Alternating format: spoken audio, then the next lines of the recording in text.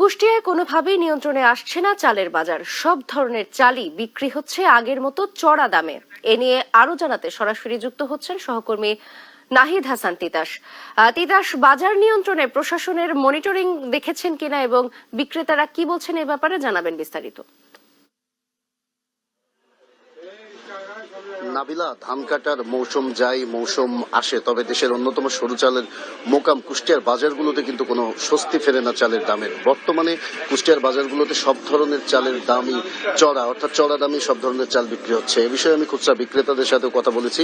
খুচরা বিক্রেতারা যেটি বলছে যে এখনো চালের দাম কমার কোনো সম্ভাবনা নেই। আমি রয়েছি কুষ্টিয়ার সবচেয়ে বড় খুচরা বাজার পৌর বাজারে। আমি যদি এ বাজারের আজকের বাজার দর জানাই, যেমন সরু মিনিকেট চাল বাজারে বিক্রি হচ্ছে আগের মতোই 72 টাকা কেজি দরে। এছাড়া কাজললতা চাল বিক্রি হচ্ছে 66 টাকা কেজি দরে, 28 চাল বিক্রি হচ্ছে 52 টাকা কেজি দরে এবং স্বর্ণা যে চাল রয়েছে সেটি বিক্রি হচ্ছে 48 টাকা কেজি দরে। অর্থাৎ বাজারে 48 টাকার নিচে কোনো চালের দাম নেই। এ বিষয়ে আমি খুচরা বিক্রেতাদের সাথে কথা বলেছি। তাদের যেটি দাবিতে এখানে চালের দামের সাথে তাদের কোনো সম্পর্ক থাকে না, কারণ তারা মিলগেট থেকে যে দামে চাল কিনেন সেই দামে কিন্তু বাজারে বিক্রি করেন। কারণ দাম কমা বা বাড়া নিয়ে তাদের কিছু করার থাকে না। তারা বলছে যদি মিলগেটে দাম কমে তবেই তারা কম দামে চাল বেচতে পারবে, তাছাড়া নাই। এদিকে দীর্ঘদিন ধরে এই চালের বাজারের যে অস্থিরতা, এই অস্থিরতায় কিন্তু এক প্রকার অসন্তোষ প্রকাশ করছে যারা ক্রেতা রয়েছেন। ক্রেতারা বলছেন যে দীর্ঘদিন ধরেই এই চালের বাজার যে চড়া সেটি কিন্তু কোনোভাবে কমছে না। তারা বিগত বছরগুলোতে দেখেছে যে মৌসুম আসলেই কিন্তু চালের দাম কিছুটা হলেও কমে, কিন্তু এবার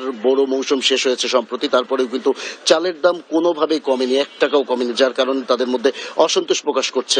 তারা বলছে যে আসলে বাজার মনিটরিং এবং দেখভালের অভাবেই কিন্তু এই ঘটনা ঘটছে। আমরা সকাল থেকে বাজারে রয়েছি, কিন্তু এখানে যারা মনিটরিং এর সাথে জড়িত বা তদারকি যারা করে তাদেরকে কিন্তু আমরা দেখি না এবং কোনো ধরনের কোনো তদারকির মতো কোনো ঘটনাও আমাদের চোখে পরিলক্ষিত হয়নি। আর এ বিষয়ে আমরা বড় বড় কুষ্টিয়ার যে মিল মালিকরা রয়েছে খাজানগরে, সেই মিল মালিকদের সাথে কথা বলেছি। মিল মালিকরা কিন্তু বরাবরের মতো একই অজুহাত। তারা বলছে যে ধানের দাম বেশি হওয়ার কারণে কিন্তু তাদের উৎপাদন খরচ বেশি হয়ে যাচ্ছে, যার কারণে তারা কোনোভাবেই চালের দাম কমাতে পারছে না। যদি উৎপাদন খরচ নিয়ন্ত্রণে না আসে তবে কিন্তু কোনোভাবে চালের দাম কমবে না, এমনটি তারা আমাদের জানিয়েছেন। এদিকে আমরা বাজার মনিটরিং এর সাথে এবং খাদ্য বিভাগের সাথে কথা বলেছি। তারা যেটি দাবি করছে যে তারা নিয়মিত বাজার মনিটরিং করছেন এবং বাজারে যদি অস্বাভাবিকভাবে কোনো দাম বেড়ে যায় বা দাম যদি নিয়ন্ত্রণ না থাকে তবে কিন্তু তারা ব্যবস্থা নিচ্ছেন। তবে আমরা দেখেছি দীর্ঘদিন ধরে কুষ্টিয়ার যে বড় বড় মিলগুলো রয়েছে সেখানে কিন্তু কোনো অভিযানের আওতায় আসে না এবং বাজারেও তেমন মনিটরিং এর কোনো ছিটেফোঁটাও আমাদের চোখে পড়ে না। তাই বাজারটি কিন্তু কোনোভাবে স্বাভাবিক আসছে না। অর্থাৎ একবার যদি বাজারে চালের দাম